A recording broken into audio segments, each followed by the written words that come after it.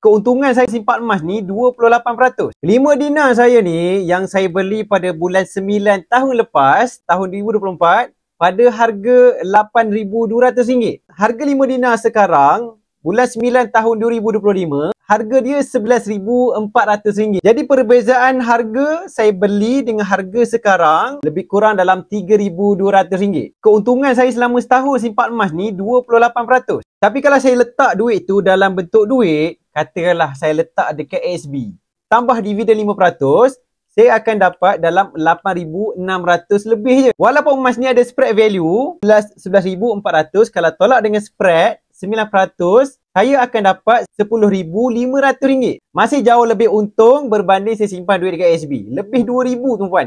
Jadi untuk setahun dua kebelakangan ni, harga emas naik luar biasa. Tapi secara purata, 10% setahun. Jadi dekat sini, emas ni lebih baik kalau kita gunakan duit yang sesuai. Duit yang jangka panjang, at least 2 tahun dan ke atas. Kalau kurang 2 tahun, letak dekat ASB sahaja. Okeylah, dapat dividen sikit. Ada kecemasan, kita guna duit. Nak lebih untung untuk guna dalam masa 2 tahun ke atas, lebih baik kita alihkan dalam bentuk emas. Bagi tuan yang berminat nak alihkan sebahagian simpanan untuk jangka panjang dalam bentuk emas, boleh ambil tindakan, pergi dekat profil saya tu, daftar secara percuma dan buat belian dengan berapa duit lebihan yang kita nak mula.